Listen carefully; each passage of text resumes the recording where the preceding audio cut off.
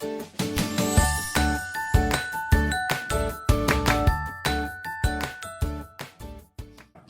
Students, very welcome to all on exam Niti. स्वागत है आप सबका एग्जाम नीति पर। सही नीति सही दिशा। आज हम बहुत इंटरेस्टिंग चीज सीखने वाले हैं। हम सीखने वाले हैं कि इंग्लिश ग्रामर में वो कौन से 5 ऐसे गोल्डन रूल्स हैं जिनको पढ़ने के बाद आपके 5 नंबर तो शॉर्ट हो ही जाते हैं। ठीक है, बढ़ जाते हैं आज के सेशन की तरफ और लेकर आते हैं पहला रूल। पहला रूल कहता है कि use positive degree of adjective or adverb between the pair of as or s or so and s. Once again, use a positive degree of adjective or adverb, whichever is required, between the pair of as and s or so and s. यानी कि जब भी आपको as या s S के pair के बीच में या फिर सो एस के पेयर के बीच में कोई एडजेक्टिव या एडवर्ब की जरूरत पड़े तो आप उसके बीच में क्या कीजिएगा, वो एडजेक्टिव या उस एडवर्ब की पॉजिटिव डिग्री लगाइएगा, ना तो कंपैरेटिव डिग्री लगाइएगा और ना ही सुपरलेटिव डिग्री। जैसे गुड बेटर बेस्ट में गुड क्या है, पॉजिटिव डिग्री, बेटर क्या है, कंपैरेटिव, और ये जो बेस्ट है ये क्या होती है, सुपरलेटिव ना। तो आपको ये नहीं चाहिए, आपको कौन सी डिग्री चाहिए, सिर्फ और सिर्फ positive. For example, like I said, Aman is as good as Rani, right. तो आप इधर देखिए, एस और एस के बीच में गुड आया है। गुड एक एडजेक्टिव होता है ना, और उसकी कौन सी डिग्री यहां पर यूज हुई है, पॉजिटिव डिग्री यूज हुई है। बेटर कंपैरेटिव होती है वो भी यूज नहीं हुई, और बेस्ट सुपरलेटिव होती है वो भी यूज नहीं हुई। क्यों? क्योंकि ये एज और एस के बीच में आया। ठीक है, यानी कि अमन भी उतना ही अच्छा है जितनी की रानी। नेक्स्ट एग्जाम्पल है, मान्या इज सो ब्यूटिफुल एज शालू।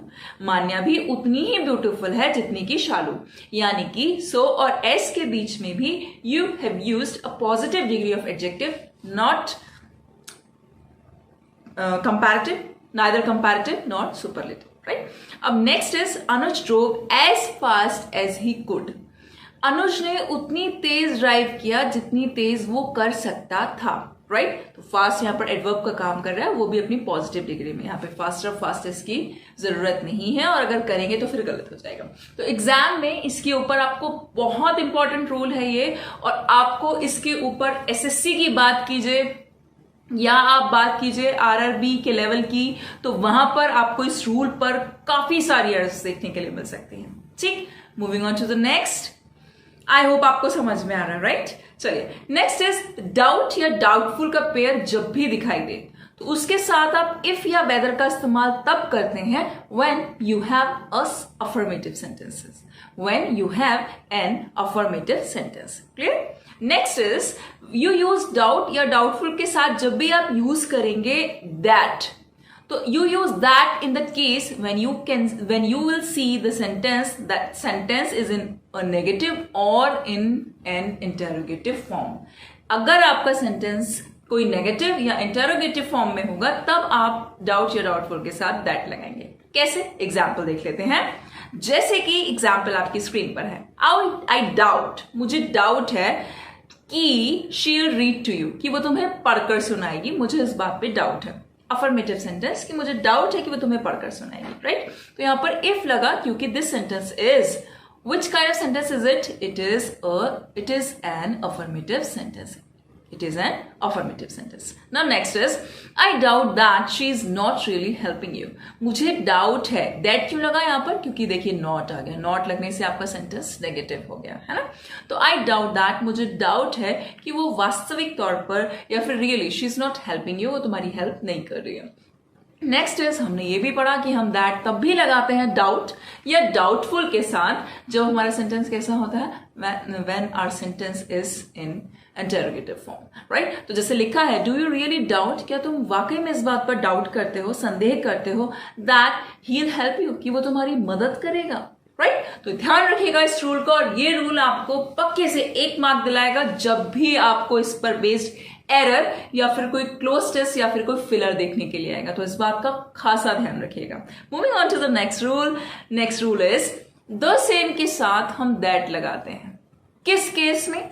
जब हमारा वर्ब क्लियर होता है, यानी कि जब हमारा जो वर्ब होता है वो क्लियर होता है, स्पष्ट होता है, ठीक, तब हम लगाते हैं। हमारी क्रिया जब पूरी तरह से स्पष्ट होती है तब हम दैट लगाते हैं, और जब हमारी क्रिया स्पष्ट नहीं होती, हमें वहां पर कुछ भी वर्ब दिखाई नहीं देता, तो फिर हम द सेम के साथ क्या लगाते हैं, एस लगाते हैं। देखिए रूल को ध्यान से समझ लीजिए, याद ना रह पाए उसलिए आप इसका स्क्रीनशॉट ले लीजिए, ठीक। चलिए एग्जांपल्स देख लेते हैं जल्दी से। जैसे कि this is the same T shirt, ये वही टी शर्ट है दैट आई वॉन्टेड, जो मुझे चाहिए थी, राइट। तो यहां पर वांट मतलब चाहना, ये वर्ब है और ये क्लियरली यहां पर गिवन है, इसलिए आपने द सेम के साथ क्या लगा दिया, दैट लगा दिया।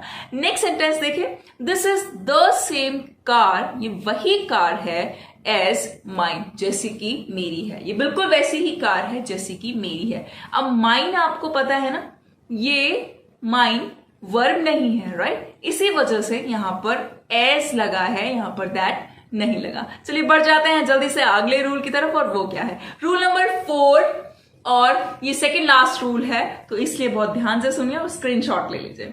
चलिए वो क्या कह रहा है, when two adjectives are used in the same sentence, जब एक ही सेंटेंस में दो डिफरेंट एडजेक्टिव्स यूज हों, ठीक, use the two most appropriate prepositions for them, या use the most appropriate prepositions with them। अगर एक ही वाक्य में दो अलग अलग विशेषण आए तो उनके साथ prepositions भी अलग अलग लगेंगी, दोनों को एक ही preposition क्वालिफाई नहीं कर सकती।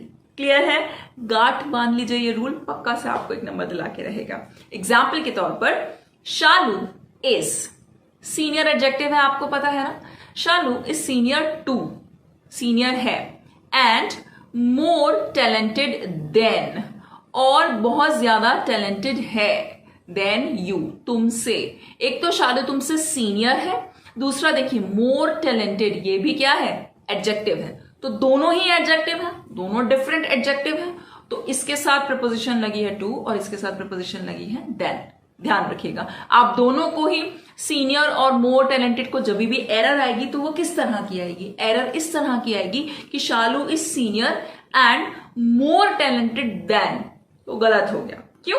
क्योंकि सीनियर के साथ देन नहीं लगता, इसी तरह से मोर टैलेंटेड के साथ टू नहीं लगता, दोनों के लिए अपनी अपनी प्रपोजिशंस यूज होंगी। नेक्स्ट एग्जांपल देख लीजिए, दिस शीट, ये शीट इज इंफीरियर टू, एक तो क्वालिटी में खराब है, एंड ओल्डर देन दैट, और उस शीट से एक तो खराब है, क्वालिटी में खराब है, और दूसरा कैसी है, ओल्डर है, पुरानी है। ये शीट जो है, ये जो आपको पेपर दिखाई दे रहा है, एक तो ये बहुत ज्यादा पुरानी है, पुराना पेपर है, प्लस दूसरा ये इंफीरियर क्वालिटी का है, खराब क्वालिटी का है, ठीक। तो इंफीरियर के साथ टू लगा है, उसी तरह से ओल्डर के साथ देन लगा है। ध्यान रखिएगा, दो डिफरेंट एडजेक्टिव्स, इसलिए एक ही वाक्य में उनके साथ दो डिफरेंट प्रपोजिशंस, एक ही प्रपोजिशन दो डिफरेंट एडजेक्टिव्स को क्वालिफाई नहीं कर सकती।